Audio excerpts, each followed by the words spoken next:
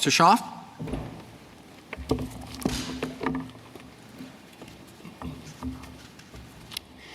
Thank you, Mr. Chief Justice, and may it please the Court. Oklahoma lacks jurisdiction because Congress exercised its exclusive power over Indian affairs to provide for exclusively federal jurisdiction. That conclusion follows from statutory text, context, and structure. The General Crimes Act applies to Indian country, where federal statutes presumptively exclude state laws. And it imports the law of federal enclaves, where likewise states may prosecute only with Congress's approval. The resulting jurisdiction is exclusive, and one way we know that is that John and Nagansat held as much as the parallel text under the Major Crimes Act. And that conclusion would have been especially obvious to the Congresses that enacted and reenacted the General Crimes Act. First, Congress in 1834 acted to implement treaties covenanting that tribes would be under the protection of the federal government and, quote, no other sovereign. Second, Congress legislated against the backdrop of Worcester and its holding that when Congress has regulated relations with Indian tribes, states can't. It could never have fathomed a more express statement would be required to keep its promises. Third, this court has recognized a single basis for state criminal jurisdiction in Indian country in McBrotney and Draper. And Donnelly held that those cases do not apply to crimes by or against Indians.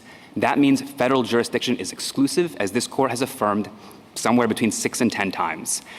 Fourth, Congress in 1948 embedded that law in statute when, in the wake of Donnelly and Williams, it reenacted the General Crimes Act while conferring on some states jurisdiction over crimes by or against Indians.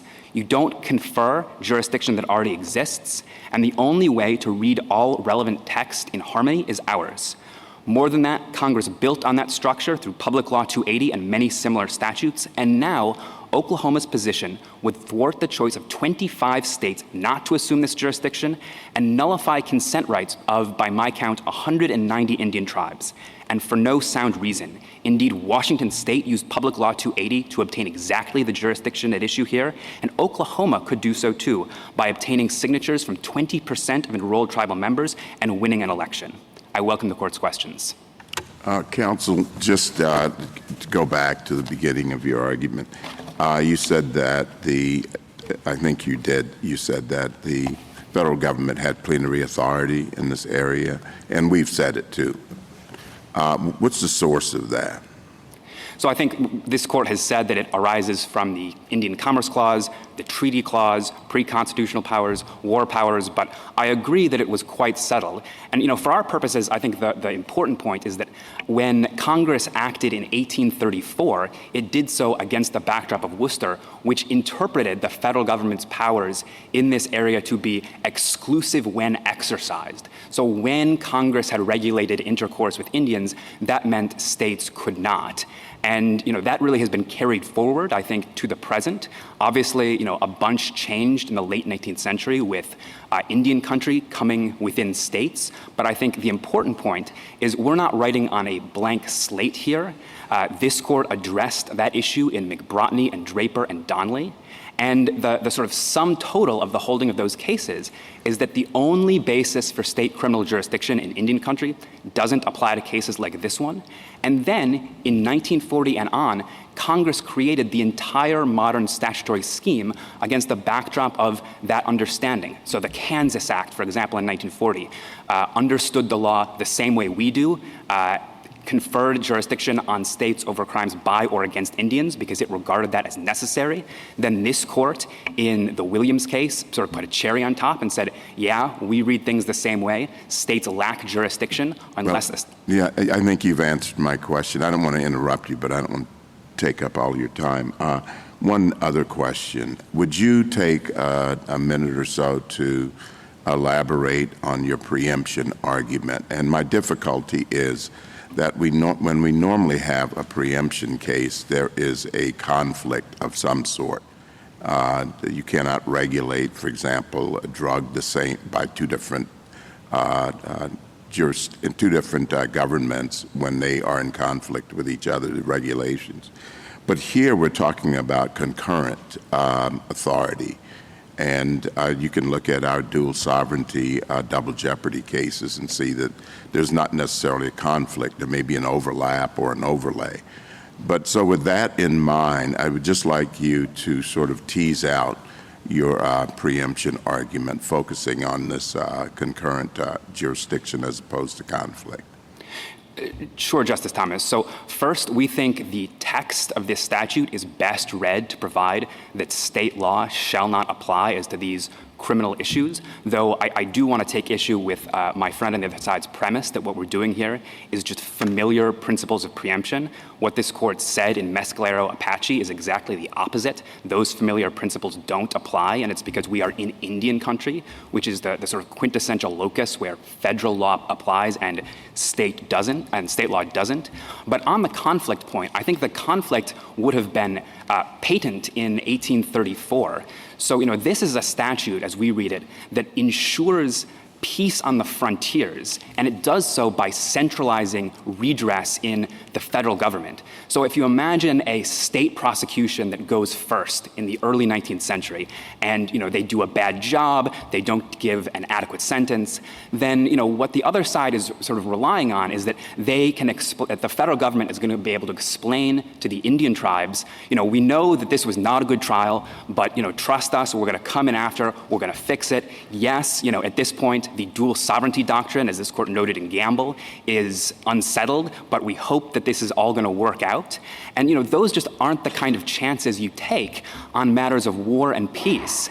But I think maybe even the more fundamental point is that it would have never occurred to Congress in this era that states would be the one to protect Indians from crimes. I mean, after all, as this court said in the Kagama case, states at this point were Indians' deadliest enemies. And I don't think you put the fox in charge of the hen house, even if the fox only has concurrent jurisdiction.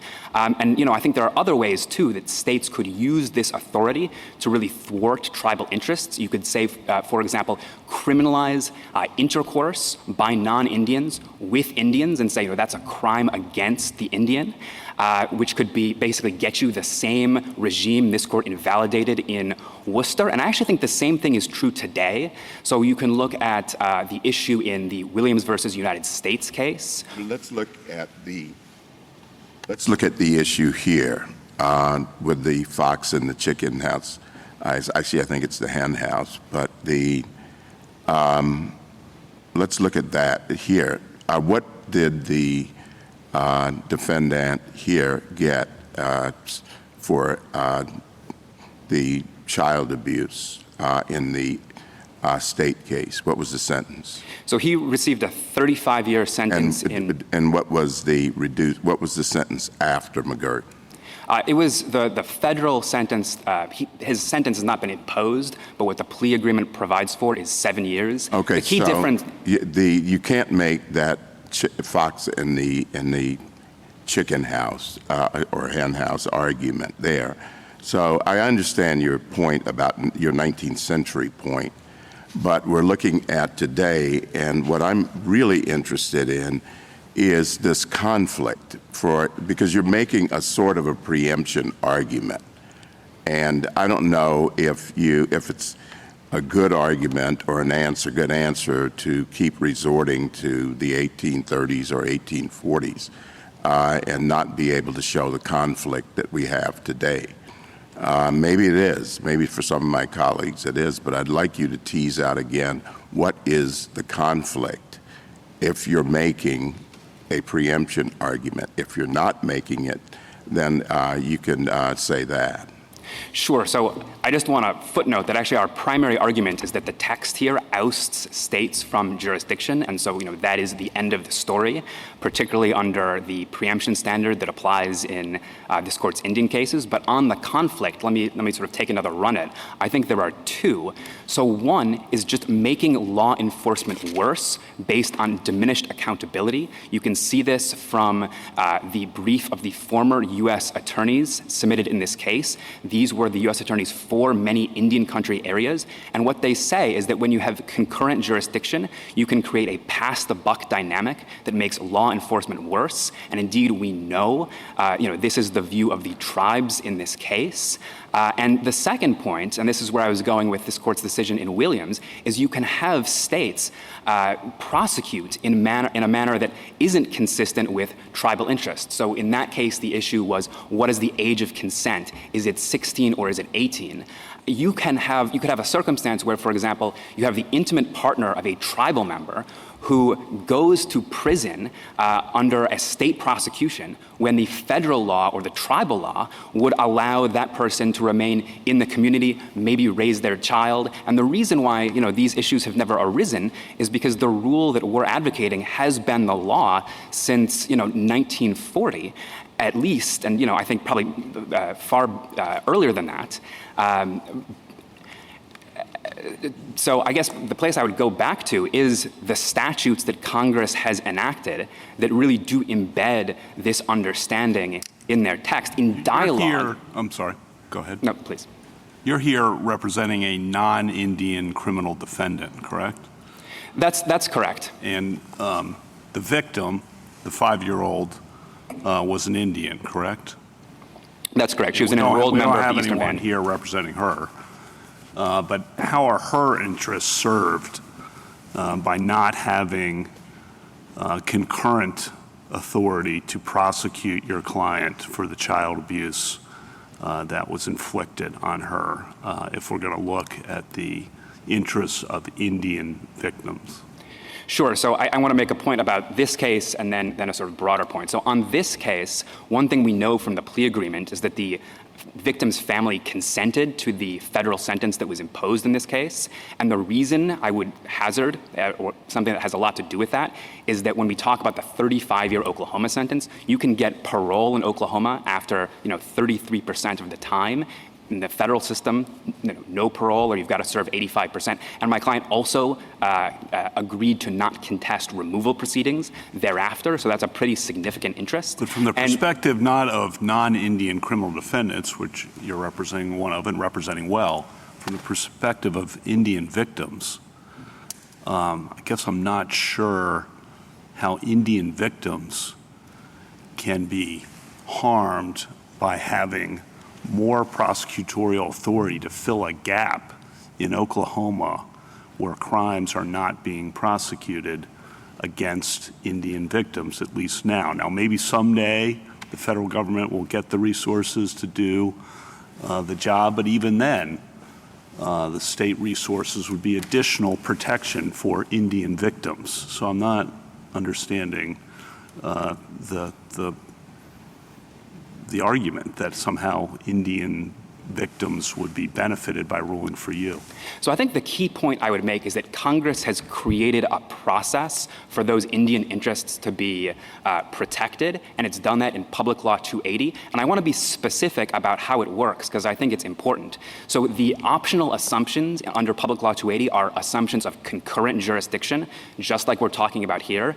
They can be completely bespoke. So if you just want to get jurisdiction over crimes against Indians, you can do that. And the tribes themselves actually can't, they don't have a right to veto, or at least the tribal governments don't have a right to veto those assumptions. What you can see, and this is 25 U.S.C. 1326, is you have a special election that can be called with the consent of 20% of enrolled tribal members, and that can be in any given area, so Tulsa County, for example. And then if a majority vote in that special election favors the assumption of jurisdiction, then it can go forward. And so, if people in Tulsa believe what my friend on the other side says about what is going to be the best thing to protect them from crime, then, they can have it. And the tribal governments actually can't stop that because that's, the system that Congress created in order to balance the tribal and federal and state interests in this area.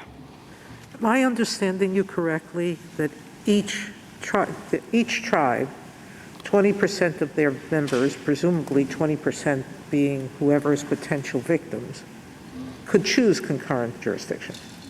So the way I read the statute is that it's actually the enrolled tribal members in a particular geographic area, and I don't think the statute is completely clear on how you would figure out the exact denominator, but it is available for Oklahoma as it's been available for any other state. And my friend said there have been no assumptions under Public Law 280, but or at least once the 1968 provision made tribal consent required. But there were a number of assumptions before then, at least 12 by my count in Montana and Washington, where the tribes affirmatively said, we consent to this jurisdiction. And so this is not something I think that's unobtainable. And I think the more important point is that it is something that Congress has taken into account in this statutory scheme.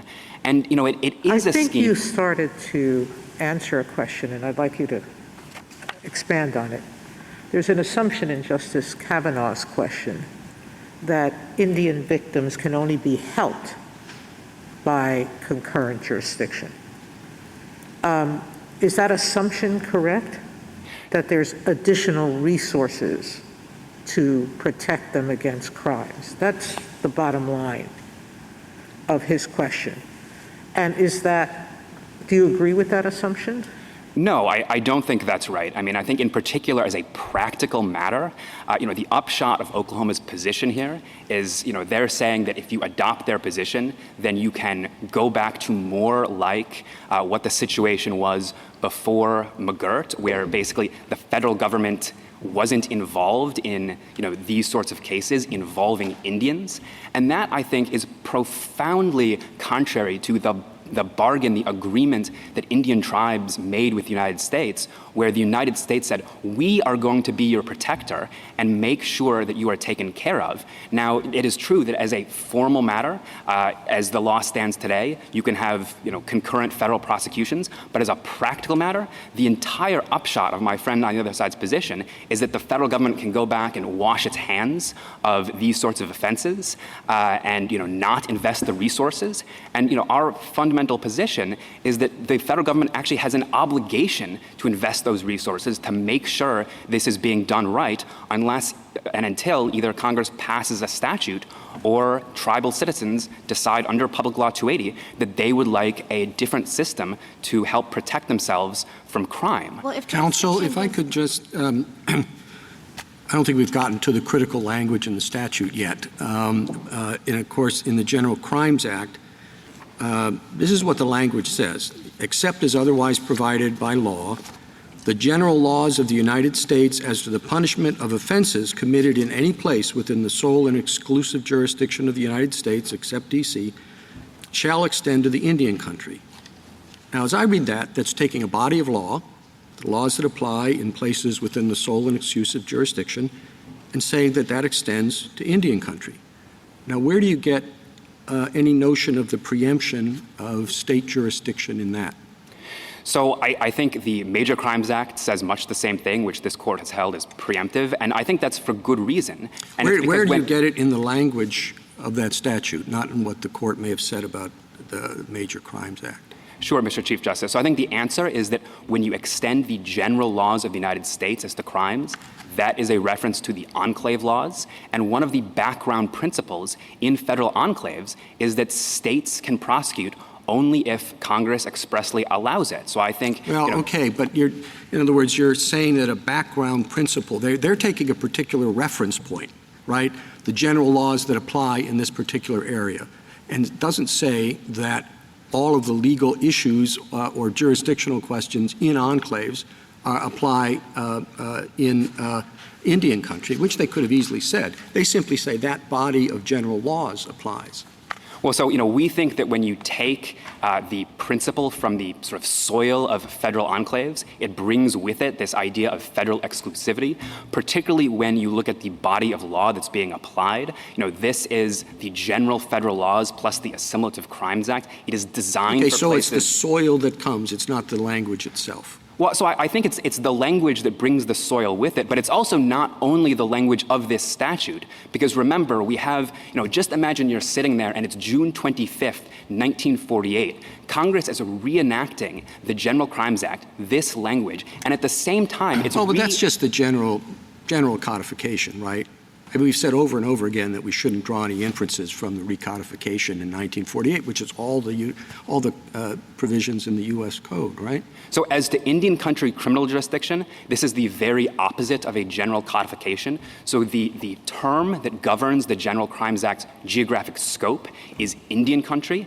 And in 1948, Congress codifies that definition in 1151, immediately prior section, for the first time since 1934. It does so expressly recognizing that Indian country is going to include land within states. It looks at this court's cases in doing that, including, and you can see this in the reviser's notes, this court's decision in Donnelly, which says that the single basis for state criminal jurisdiction in Indian country, McBrotney and Draper, does not apply to cases like this one. And then simultaneously, you have the reauthorization of the Kansas Act saying we are going to give just Kansas and then also Iowa and New York around a week later jurisdiction over crimes by or against Indians. Intent. Now, I thought I had the same question, and I thought, but don't just agree with this if I'm wrong, that the federal enclaves are exclusive of state prosecutorial powers. The state can't prosecute crimes in federal enclaves. Why not? Well, it was constitutional in origin. I think so. And those constitutional principles about federal enclaves, as applied, were prosecutions in federal enclaves are federal, period, not state. And that was the principle based on a constitutional reference, which meant the words general laws pick up that jurisdictional principle. Am I right or wrong?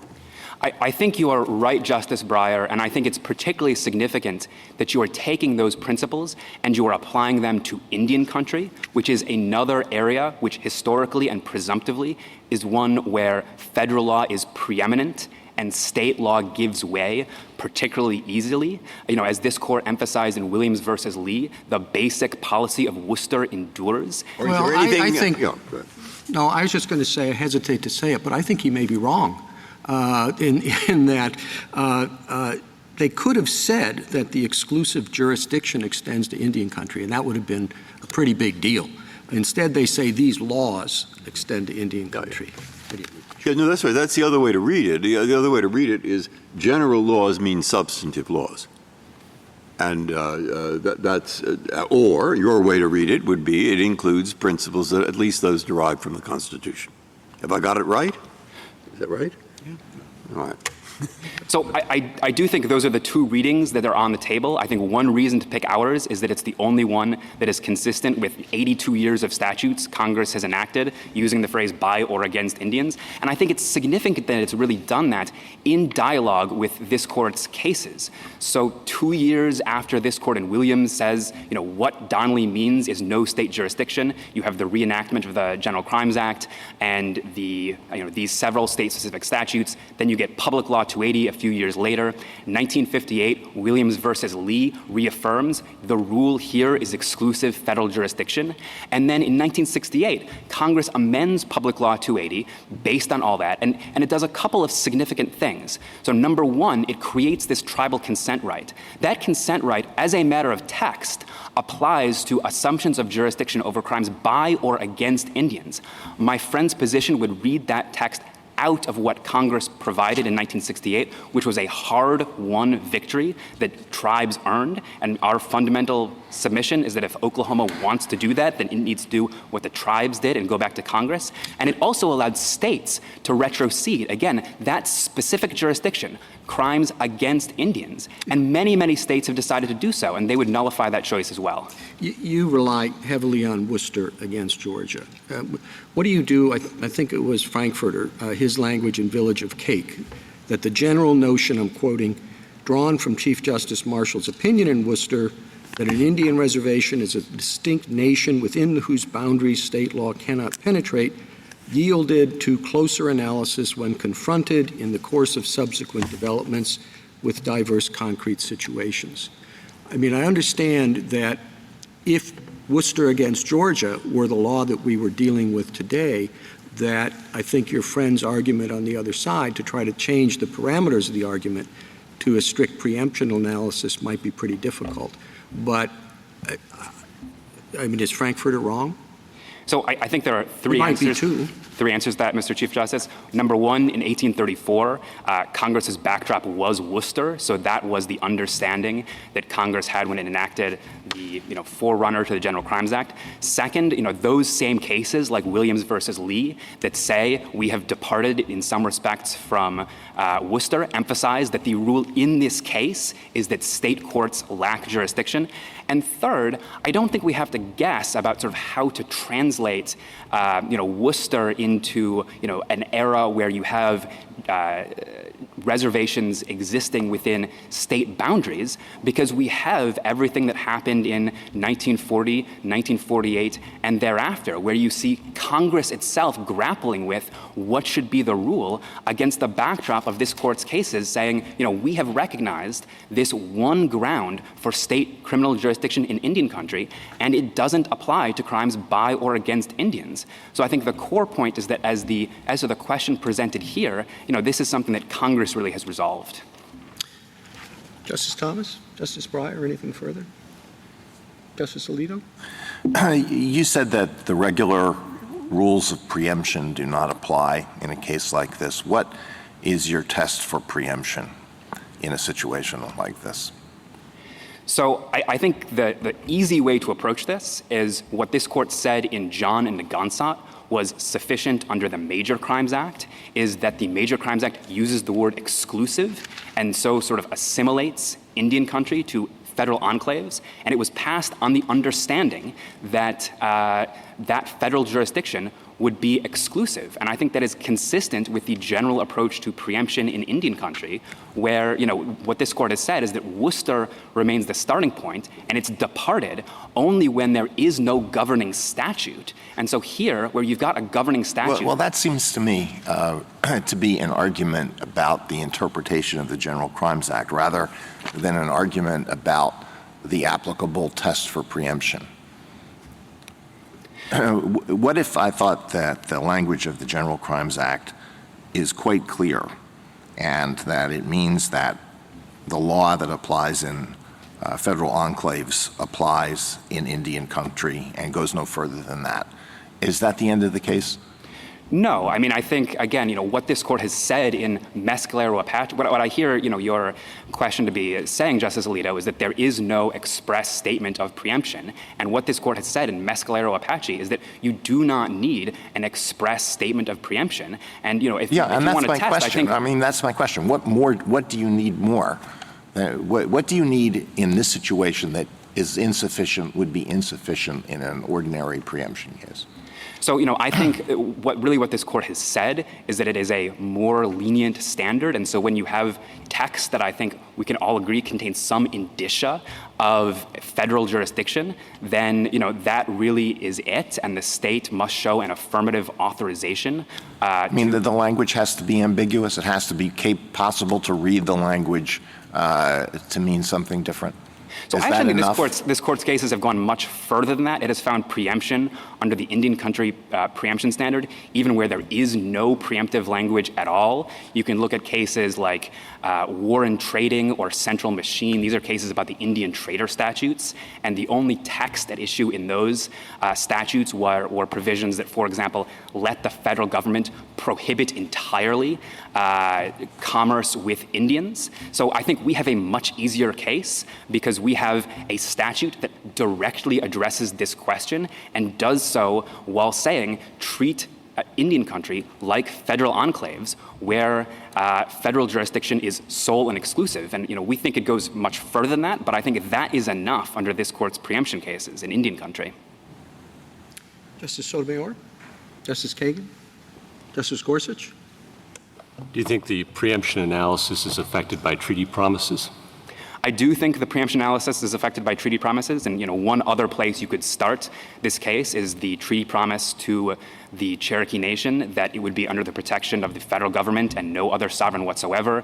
You could add the promise that the federal government is going to be the one to protect Indians from crimes by non-Indians, and you could take the promise that Cherokee lands would not be included within state jurisdiction without Cherokee consent. And I think when you put that set of treaty promises together, the only understanding you can have is that they expected the federal government alone to prosecute these types of crimes. And so if you've got an available reading of the statute that vindicates rather than breaks those treaty promises, I think you take that reading of the statute. Ms. Kavanaugh, Justice Barrett? I want to give you a chance to respond to this argument with respect to the General Crimes Act and the Major Crimes Act and the potential similarities or differences between the two.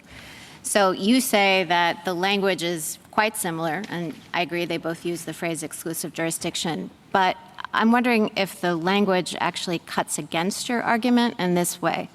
So your friend on the other side says that this is taking one body of law and extending it to Indian country in the General Crimes Act. The Major Crimes Act is phrased differently. So it doesn't use this language of extend.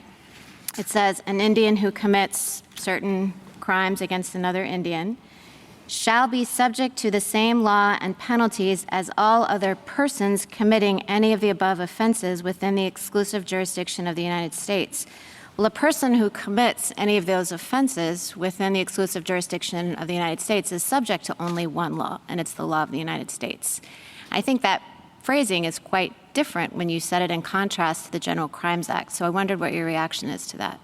So I think the first answer is that those nuances have nothing to do with why this court said in John and Nagansat that the Major Crimes Act was preemptive, which really was just about the comparison between Indian country and exclusive areas of exclusive federal jurisdiction. But I think the text fundamentally does the same thing. What it says is that individuals are subject to the same law and penalties as all other persons committing these enumerated offenses, which I think sweeps in a set of criminal but not civil principles, which I think is exactly what the phrase as to the punishment of offenses does in the General Crimes Act. So I think they do fundamentally the same thing. And I guess another point I would make on that is that, if that argument were right, I think that would cut in our favor. I mean, if you look, for example, at the 1817 statute that was the precursor to the General Crimes Act, it uses actually language that's pretty similar to what's now in the Major Crimes Act. It says that defendants shall be subject to like punishment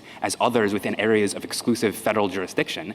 So, that their argument, I think, would make the 1817 General Crimes Act preemptive. And I don't think there's any story in which the General Crimes Act, was preemptive in 1817 and stopped being that after. But I think the more fundamental point is that none of these nuances really have anything to do with why this court in John and Nagansat held that the Major Crimes Act was preemptive under the Indian country preemption standard. Thank you. Thank you, counsel.